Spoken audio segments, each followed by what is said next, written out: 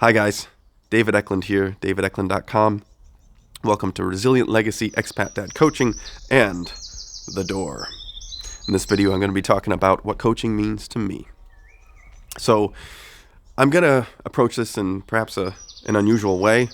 I'm not going to talk about the different trainings I've done and the training I'm doing now, continuing to in coaching. I'm going to talk about more philosophically, if you will. So, and I'm going to start with a little bit of biographical disclosure here.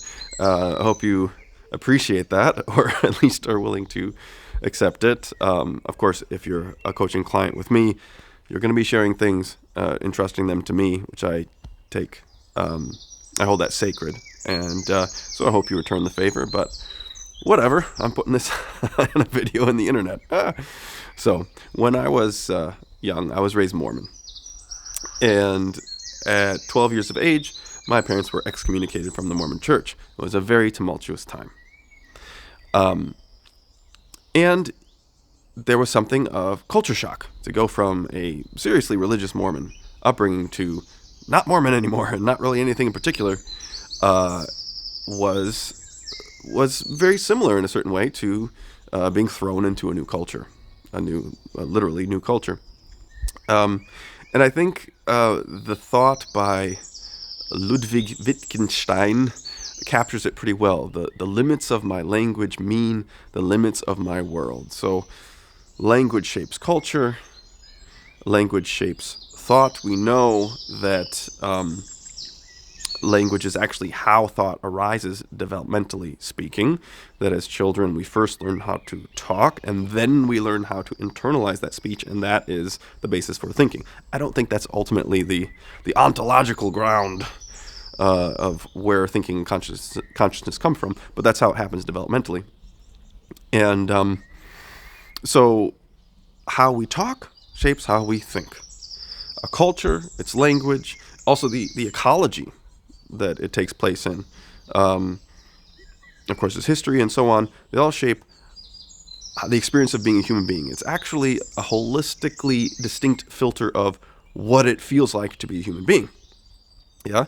And if you go to a different culture, that's what you experience. And it's very similar to anybody who has a serious religious life. If they actually try to understand another religion, or they switch religions, what have you, they're living in a different world. If they go from serious convictions of one kind to another, they're living in a different universe. They're embodying a distinct metaphysics. Okay, what does this have to do with coaching? Why am I talking about this? Because coaching is life calling you to your greater self. Okay, so it happens automatically in the world just by living. If you meet life and really live into it, lean into the challenge of life and all it brings, then you're doing what then life is coaching you, let's say. But when you have a coach, then that is embodied in a human being, so that speaks your language, that you can look eye to eye, and that can draw you out, so to speak, and say, hey, you have every right to be where you are. It's totally understandable for you to be exactly where you are with the challenges you had, and there's more. You're not done yet, okay? And that growing is not just, outer skills and getting more money and stuff, like, as important as that is. It's also growth in identity, a growth in what you experience it is to be a human being. So that is a cultural shift in that sense at the same time.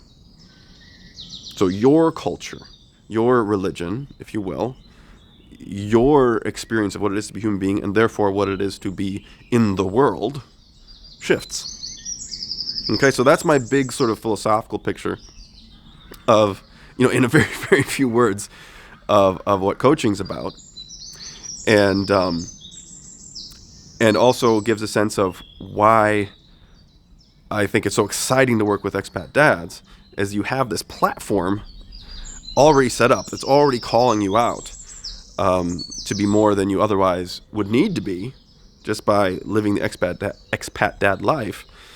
But then to have someone who really has experienced the challenges from the inside of that particular setup, that particular platform, and says, okay, I totally get it.